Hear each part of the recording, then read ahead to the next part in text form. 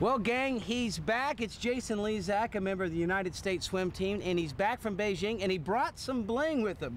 First of all, congratulations, Jason. Thanks, Garth. Thanks for joining us. Appreciate you being here. Let's start, first of all, with a recap of these medals and the events that you won.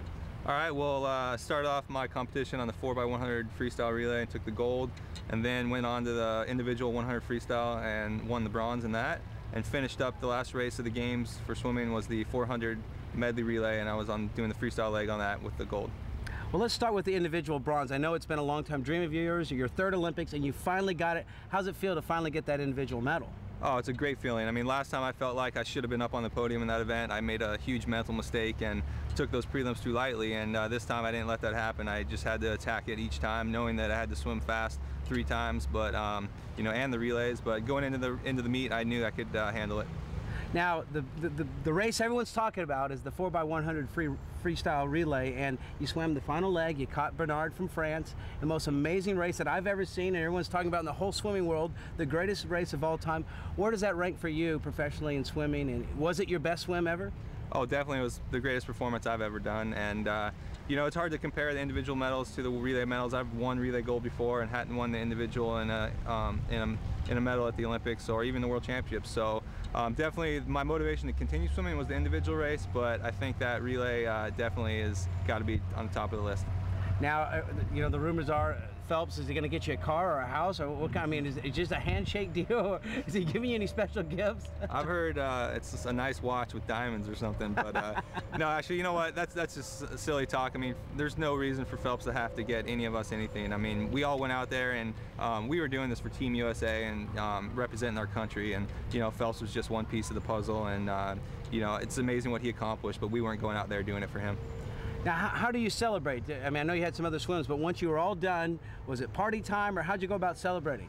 Yeah, I mean, definitely I was with my wife there. We went out and had some fun and did a little bit of sightseeing, and I had a lot of media obligations over there, and you know, I just, you know, we really tried to soak it in and enjoy the moment.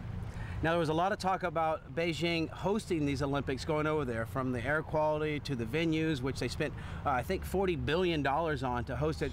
What was your feedback of your experience there in Beijing? I think they did a really good job. The village was probably the nicest village I've stayed in my 3 Olympics, and as far as the air quality goes, I was trying to stay out of that as much as possible. I was, you know, sleeping in my room and go to eat, go back to the room, go onto a bus, into an indoor pool, so I tried not to spend too much time outside, and you know, I'm not sure if it would have affected me or not. Luckily, we had the indoor competition, so I can't really say on that. Now, outside of your success in the pool, was there a favorite moment or any other events from the opening ceremonies or other events that you attended, you checked out? Yeah, I mean, I was able to go to the women's final beach volleyball competition, and it was pouring rain, and we were out there in our ponchos, and they gave us one size fits all, and it didn't quite fit me, so I got pretty drenched, but it was a good time. I had fun out there. Went to some of the basketball games, which is really cool. I'm a huge basketball fan, so that was fun for me. I was going to say, I did read and did see that you got to hang out with Jason Kidd and the guys, so kind of some instant celebrity status. What was it like hanging out with them, and what kind of questions they have for you? Oh, I mean, it was amazing. Those guys were so down to earth, and you know, I didn't know what to expect, you know, because obviously with their fame and everything, and they were just loving the competition. It was kind of like they were just kids out there cheering and having fun, like they were part of our swim team, and it was great. You know, they were obviously you know, pretty excited about my race and everything, but you know, it was just kind of like talking with one of the buddies.